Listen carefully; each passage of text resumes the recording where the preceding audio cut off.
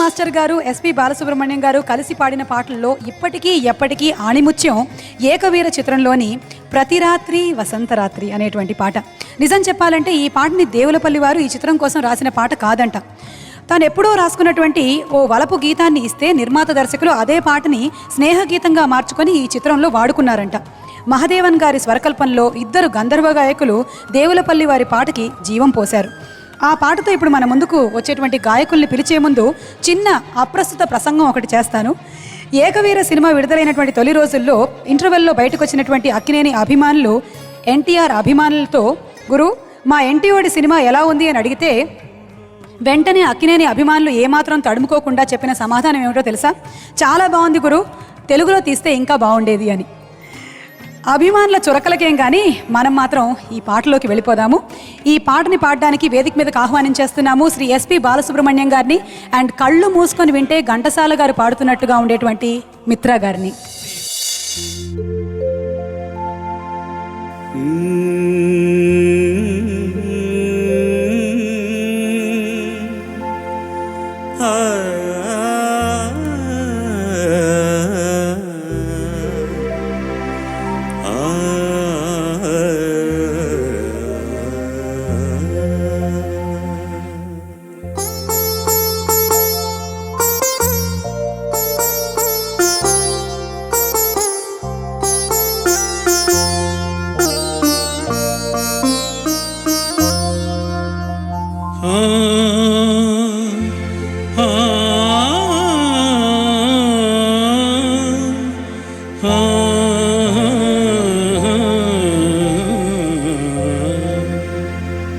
ప్రతి రాత్రి వసంత రాత్రి ప్రతి గాలి పైరగాలి, ప్రతి రాత్రి వసంత రాత్రి ప్రతి గాలి పైరగాలి, బ్రతుకంత ప్రతి నిమిషం పాటలాగా సాగాలి, ప్రతి నిమిషం ప్రియా ప్రియా పాటలాగా సాగాలి, ప్రతి రాత్రి వసంత రాత్రి ప్రతి గాలి పైరగాలి.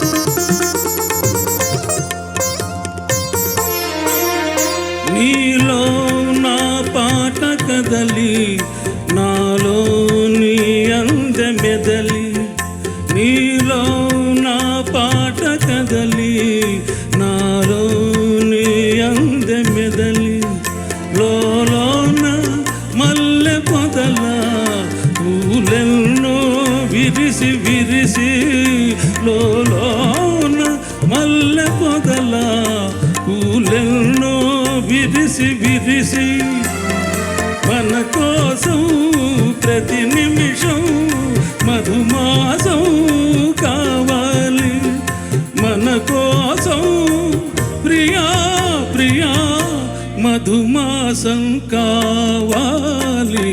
ప్రతి రాత్రి వసంత రాత్రి ప్రతి గాలి పైరగాలి.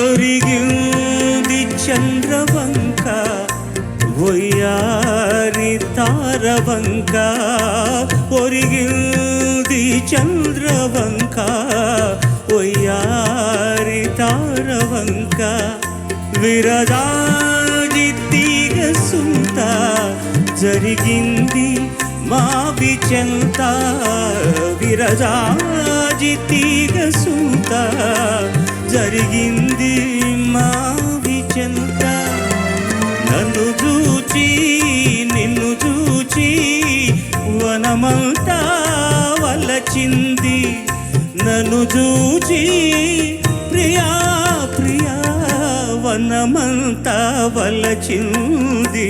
ప్రతి రాత్రి వసంత రాత్రి, ప్రతి గాలి పైరగాలి, బ్రతుకంతా ప్రతి నిమిషం పాటలాగా సాగాలి, పాటలాగా సాగాలి, పాటలాగా సాగాలి.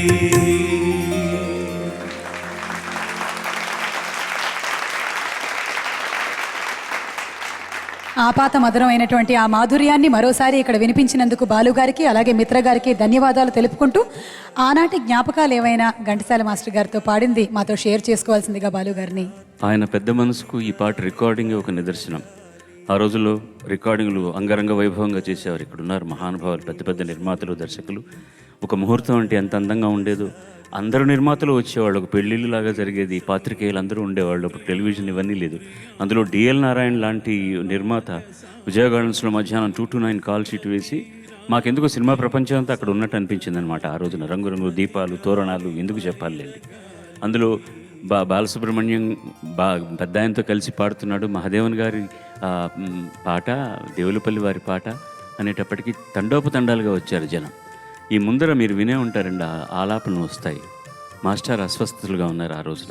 ఆయనకు ఒంట్లో బాగాలేదు.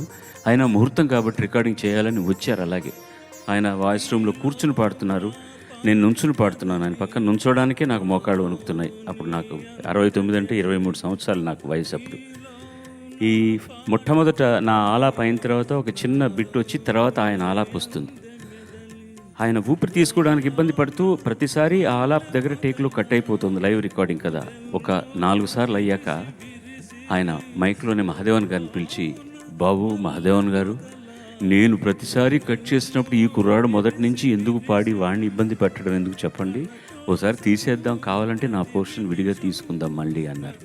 అలా చెప్పినటువంటి ఆ మహామనిషి సంస్కారానికి, ఎందుకంటే ఆయన సంస్కారం ద్వారానే ఇంతమంది గాయకులు ఇవాళ ఆయన వెనకాతల ఆయన వేసిన సిమెంట్ రోడ్డు మీద మెర్సిడీస్ బెంజ్లు, బిఎండబ్ల్యూలు, వాటెవర్ ఇట్ ఈస్ దాంట్లో డ్రైవ్ చేసుకుంటూ వెళ్తున్నారు.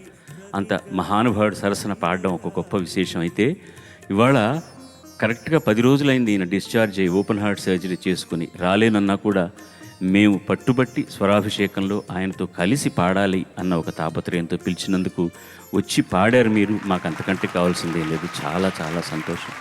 ఇది 1969లో వచ్చినటువంటి సినిమా, తెలుగులో వచ్చిన సినిమా.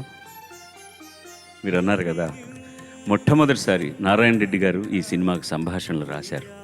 మొట్టమొదటిసారి గజల్ ప్రక్రియను ఆయన ఈ సినిమాలో ప్రవేశపెట్టారు. చాలా చాలా గొప్ప విశేషాలు ఉన్నాయి. రామారావు గారికి కూడా ఒక అద్భుతమైన సందర్భాల్లో కొన్ని గజల్స్ పాడే అవకాశం నాకు మొట్టమొదటిసారి దక్కింది. గజల్స్ పాడే అవకాశం ఈ సినిమా ద్వారానే. చాలామంది అనుకుంటారు నేను మొట్టమొదటి పాడింది ఇంకా ఆయన నిర్మించినటువంటి సినిమా కోడల దిద్దిన కాపురం అని. కాదు, ప్రతి రాత్రి వసంత రాత్రి నేను ఘంటసాల మాస్టర్తో కలిసి పాడినటువంటి మొట్టమొదటి పాట. ధన్యవాదాలు. Thank you so much sir. Thank you. And Mitra గారు, మరోసారి మీకు కృతజ్ఞతలు తెలియజేసుకుంటున్నాము. థ్యాంక్ యూ సార్.